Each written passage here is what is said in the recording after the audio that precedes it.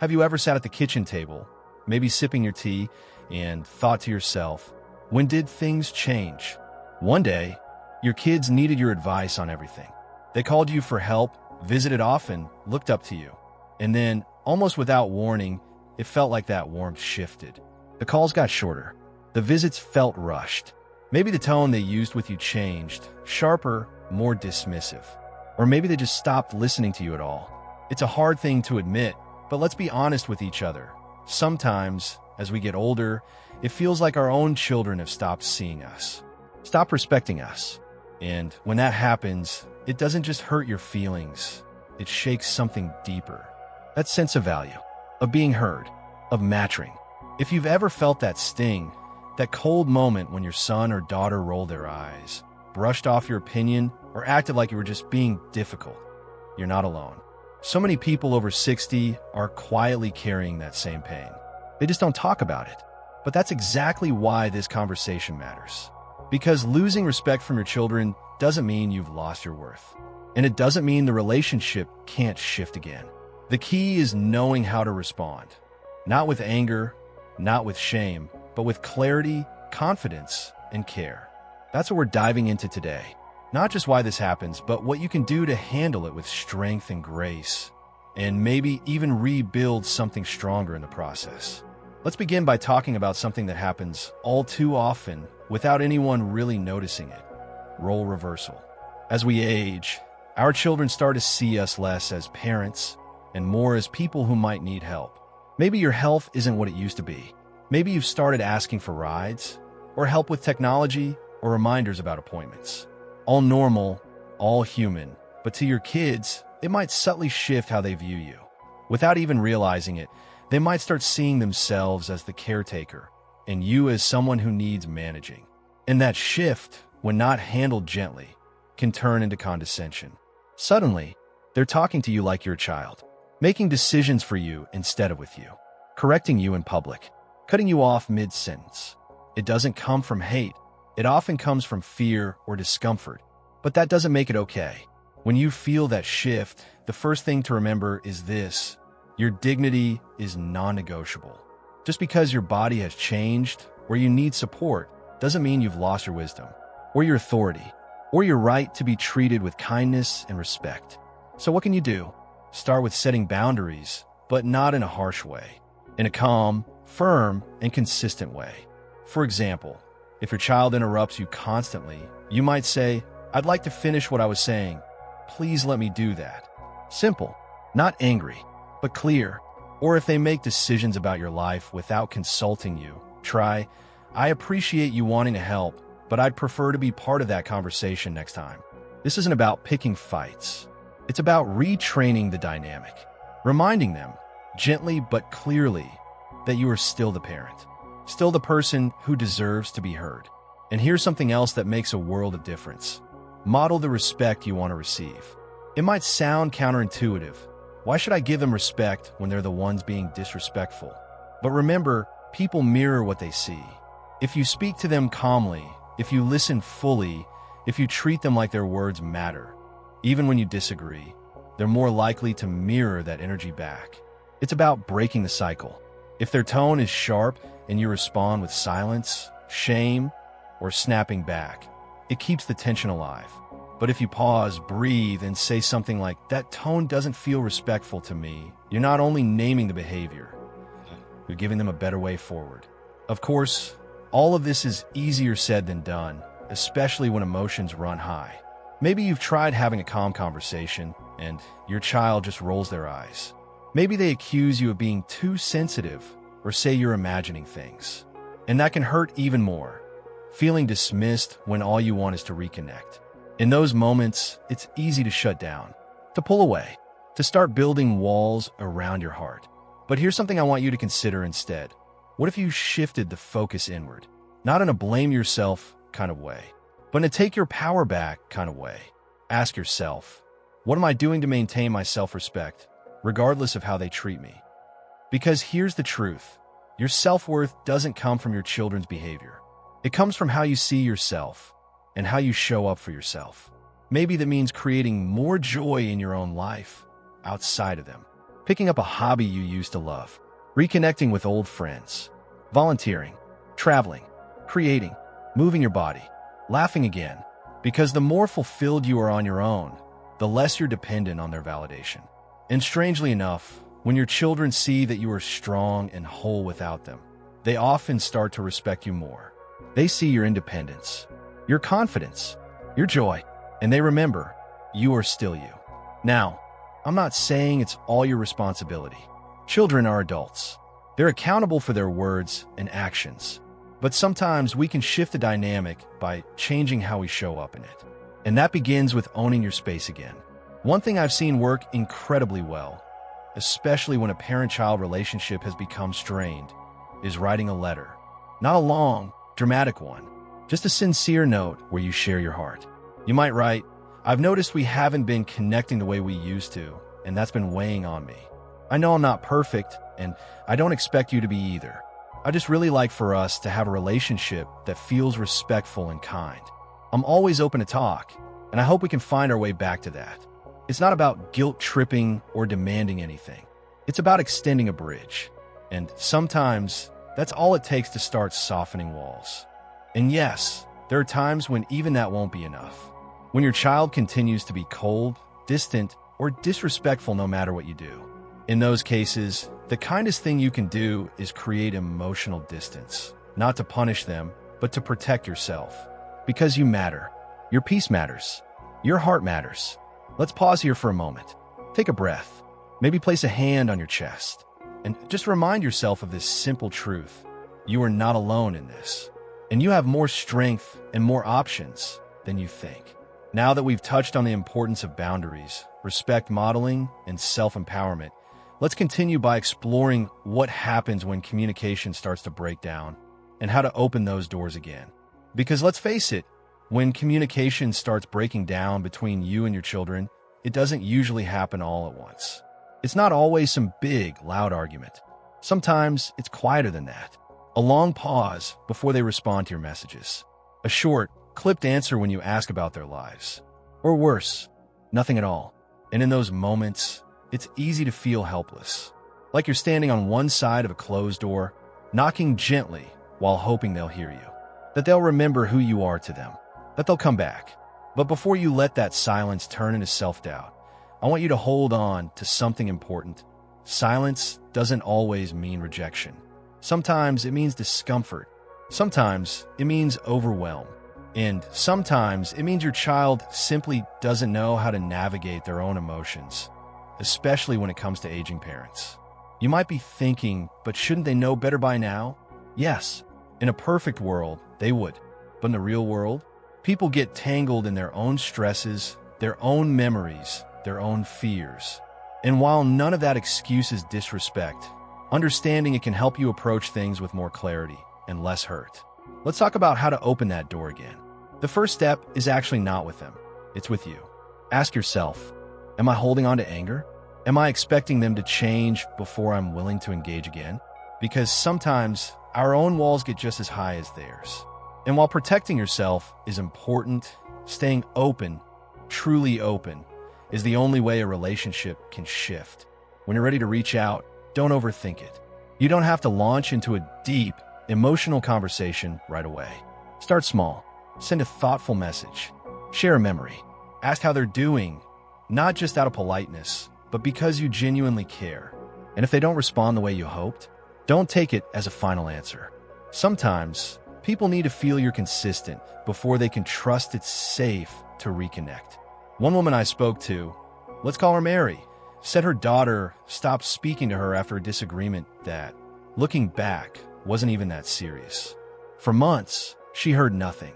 Instead of pushing, Mary started sending a simple text once a week, just thinking of you. Hope you're doing okay. No guilt, no pressure, just warmth. It took 3 months before her daughter replied. But when she did, she said, "Thank you for not giving up on me." That's the power of steady, low-pressure love. It doesn't demand. It invites. But let's not sugarcoat it. There are also times when no matter how gentle or open you are, your child continues to be short, cold, or critical. Maybe they say things like, "You wouldn't understand," or you're just being dramatic, or they shut you down when you try to connect. And that cuts deep. It's not just what they're saying, it's the feeling of being dismissed. Like your thoughts, your feelings, your presence don't matter. So what do you do when you're being disrespected to your face? You speak up, but you do it in a way that doesn't feed the fire. Try something like this. When you speak to me that way, I feel hurt. I want to have a good relationship with you, but I need to be treated with kindness. Can we start again? It's calm, it's clear, and it places the focus on your feelings, not on their failures. That's important, because when people feel blamed, they dig in their heels. But when they hear how they've affected someone they love, it gives them room to reflect. And here's a little shift that can change everything. Instead of trying to get your child to respect you, try focusing on building mutual understanding. Respect tends to follow. That means being curious about their world too. Ask them what's going on in their lives, not just the surface stuff, but the real stuff. How they're managing, what they're struggling with, what they're dreaming about. Sometimes children pull away because they feel judged, or like their parents only want to talk, not listen. But when you show that you're interested in who they are now, not just who you raised them to be, they might begin to soften. Because even though they're grown, your children still want your approval. They want to feel seen and loved by you too. That never really goes away. And while we're talking about love, let's not forget one of the most powerful ways to shift a strained relationship: genuine affirmation. When was the last time you told your child, "I'm proud of you"? Not because of their job or their house or their parenting, but because of who they are. Maybe they've become resilient or thoughtful or honest. Tell them, not in a forced or awkward way, but in a moment that feels natural. Sometimes giving respect is what reminds others how to give it back. Let's also talk about a deeper layer here, because for some people watching this, the hurt didn't just start recently. Maybe your relationship with your child has always been difficult. Maybe there's been resentment, misunderstandings, or emotional distance for years. In those cases, the pain runs deeper, and the hope of healing feels further away. But you're not powerless. Start by accepting that reconciliation doesn't always mean everything will go back to how it used to be. Sometimes it means creating a new kind of relationship, one built on new terms, new understanding, new boundaries. Maybe that means seeing them less, but making those moments more meaningful. Maybe it means accepting the limits of what they can give and focusing instead on how you want to show up. And if that relationship never fully repairs, that doesn't mean you failed. What matters most is that you live from a place of love, that you stood in your truth, that you didn't shrink yourself just to keep the peace, but also didn't close your heart out of pride. You can choose peace even when others choose distance. You can honor yourself even when others forget how. You can carry love in your heart without having to carry the pain. And believe me when I say this, just because your child doesn't show respect now, doesn't mean they never will again. People grow. They change. Sometimes, the seeds you plant today bloom years later. But even if they don't, you can still grow something beautiful within yourself. This chapter of your life, it's not about being needed by others. It's about needing yourself, your voice, your values, your joy. And the more you live from that place, the more magnetic you become. Not just to your children, but to everyone around you. Now that we've explored how to reestablish communication, speak up with calm authority, and protect your emotional well-being, let's continue by digging into the real heart of the matter. How to rebuild trust and emotional closeness when the bond has been bruised. Because sometimes when the bond between you and your child has been bruised or even broken, it can feel like there's no going back. But trust, like love, isn't something that disappears overnight. It can fade, it can hide, it can get buried under years of misunderstanding or silence. But that doesn't mean it's gone forever. Rebuilding trust with your child, especially later in life, isn't about grand gestures or dramatic conversations. It's about small, steady moments that say, "I see you, I hear you, and I'm still here." The foundation of that trust? Emotional honesty. Not just speaking your truth, but doing it with kindness. It's being able to say, "I miss us," without adding, "and it's your fault we're like this." It's asking questions like, "Is there something you've been wanting to tell me?" without needing to defend yourself right away if the answer stings a little. That takes courage, real courage. But more than that, it takes emotional maturity, the kind many people don't even begin to develop until they're older. You've lived a lot of life. You've been through more than your children probably realize. And now, you've got something powerful on your side, perspective. Use that perspective not to lecture, but to lead. Not to control, but to guide. And not to demand closeness, but to invite it. Think about it. When you were younger, did you always know how to navigate your relationship with your own parents? Chances are you didn't. Maybe there were things you wish you'd done differently, said differently. Maybe there were moments you didn't understand your parents until it was too late. Your child might be on their own journey like that. One that doesn't look the way you'd hoped, but one that's still unfolding. And while you're waiting, or trying, or simply sitting in the middle of all that uncertainty, don't forget to give something just as important as forgiveness and love: grace. Grace for them, yes, but also grace for yourself. You are not a perfect parent. No one is. But you are trying. You are reflecting. You are reaching out. And that, my friend, is what sets you apart. That's what opens the door to healing. Not just with your children, but inside your own heart. Now, let's talk about something that doesn't get mentioned enough in these conversations: boundaries. Sometimes we think that love means saying yes to everything, being available no matter what, letting the door swing wide open, even if the person walking through it brings hurtful words or energy that drains you. But setting boundaries isn't the opposite of love, it's part of it. You can say, "I'd love to talk, but not if we're going to argue." You can say, "I respect your opinion, but I also expect the same in return." You can say, "I'm here when you're ready to have a respectful conversation," and then stick to it. The beautiful thing is, boundaries don't push people away. They show people how to treat you. And in doing so, they actually make relationships safer, not more distant. Now, I know there's someone out there watching this who might be thinking, but what if my child never comes around? What if this is just how it is now? If that's you, I want you to hear this. Your worth is not measured by your relationship with your children. Your value didn't vanish the moment they stopped calling. And your purpose didn't end the day they started treating you like you were invisible. You're still whole, still worthy, still deeply needed in this world. And you still have the power to shape your days with love, with laughter, with meaning. Whether that's through friendships, volunteering, creating, mentoring, or simply doing things that bring you peace. One of the most healing things you can do for a wounded parent-child relationship is to show your child, by how you live, that your happiness doesn't depend entirely on them. Not because you don't love them, not because you don't care, but because you respect yourself enough to live fully, no matter what. Sometimes that shift creates the very space your child needs to see you differently, to appreciate you in a way they never have before. And sometimes, even if it doesn't, you still get the gift of living a life that feels whole and joyful on its own. You get to stop waiting and start living. And while we're here, let's take a moment to reflect on something powerful. Relationships aren't defined by one season. They're defined by the long journey.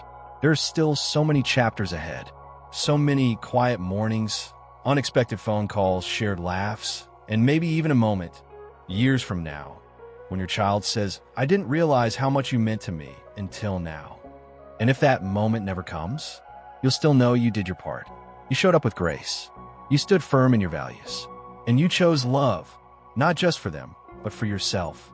So as we close this conversation, I want you to take a breath. Feel your shoulders drop a little. Let go of any guilt that doesn't belong to you. And remind yourself, you're doing the best you can. And that's more than enough. Now, I'd love to hear from you. Have you experienced moments where you felt disrespected by your children? How did you handle it? Or how do you wish you had? Share your thoughts in the comments. Your story might be the encouragement someone else needs to hear. If this video helped you feel seen or supported, give it a thumbs up. And if you'd like more honest, heart-centered conversations like this, go ahead and hit that subscribe button. We're building a community here, one full of strength, wisdom, and support for this powerful stage of life. Remember, you're not alone. You're not forgotten. And this chapter of your life can be just as meaningful and fulfilling as any that came before. Here's to living with love, respect, and unshakable self-worth at any age.